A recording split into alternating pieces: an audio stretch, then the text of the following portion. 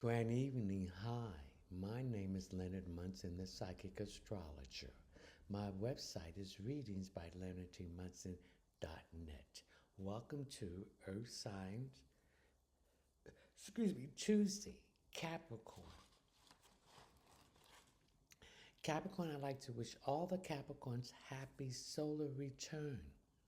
I wish you health, wealth, success, happiness, mostly love for yourself.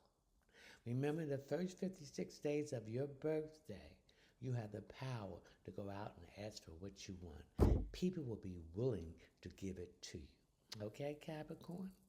Capricorn, we're going to talk about what have you learned about yourself from the 9-year 2025. We are now in the residue of the 9-year. The number 1 year, we're now in the residue of this wood snake year, which is the 9-year. We are now in a 1 year, but we're still in that residue that's left over, like when you sweep the floor and you said, I'm done, and you sit down, I'm going to relax. Oh, I didn't get over there, look all that stuff.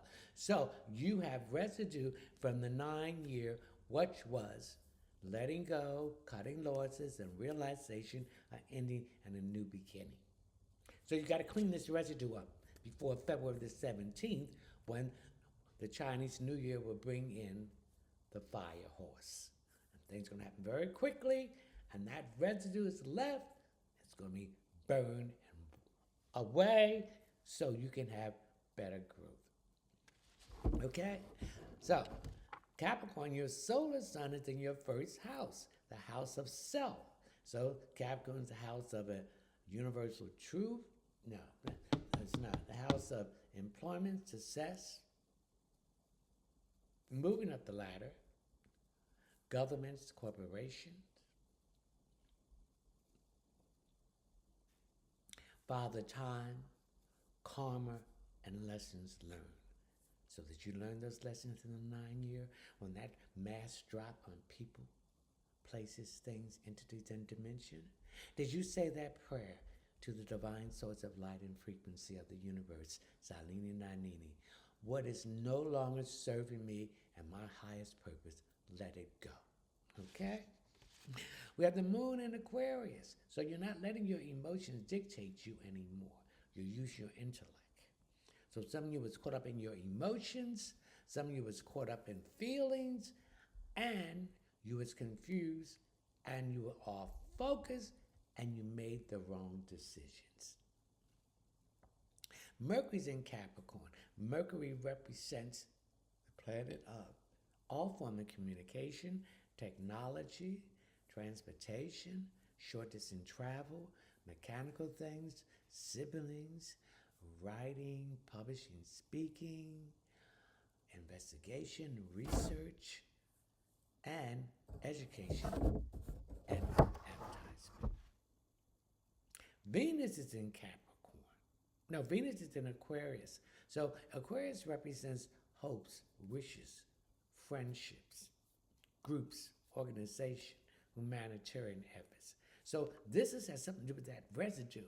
And Venus deals with love, finances, work, possession, luxury, and beauty. Mars is in Capricorn again. Capricorn, you got the Sun in Capricorn, you got a Mercury in Capricorn, you got a Venus in Capricorn, and then you got Mars. So you got 4 planets in Capricorn. So this is what they call a stellia, when you have so many planets in the same sign. So you better get to working. You better sweep that floor good. If you got to sweep it 2 or 3 times, you better sweep it up, because you got the energy, the vigor, the force, the drive, the passion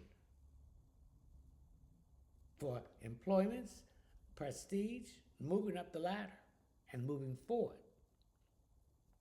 Now we have Jupiter in Cancer retrograding. When a planet is retrograding, it's moving backwards, reviewing what mistakes you made when it was going direct. So this is that floor sweeping again, the residue.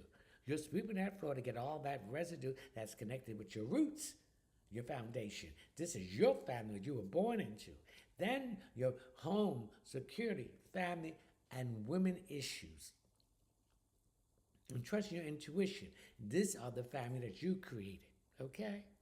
Then we have some enemies here. So when that 9-year was there, Capricorn, did you see those masks drop? Did you see the soul of these people? People, places, and things, entities, and dimension that you no longer want to be in your life because they were not serving your highest good. They were draining you, draining of your energy, draining of everything that you had. And you had to withdraw that energy and you feel better because you got these people out of your life.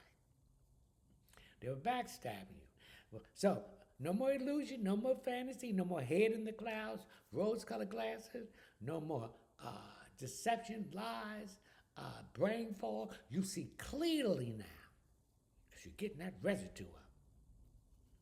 And this brought a lot of stuff that was bothering you beneath the surface that you didn't like about your life, that you corrected it. And this brought transformation and change with Pluto in Aquarius. Now we have the North Node in Pisces. These are the lessons you need to learn in this lifetime. Trust your intuition. Trust your imagination. That is all part of manifestation. Okay? Now my North Node was in Virgo in the past life. That's through with it. This is the new thing that you need to learn. Living in Sagittarius, you want adventurous. You want to be released from restrictions that's holding you back. You want to be able to step out and go on any adventure that you want. You do not want to be held down by society's prejudice and resistance to change.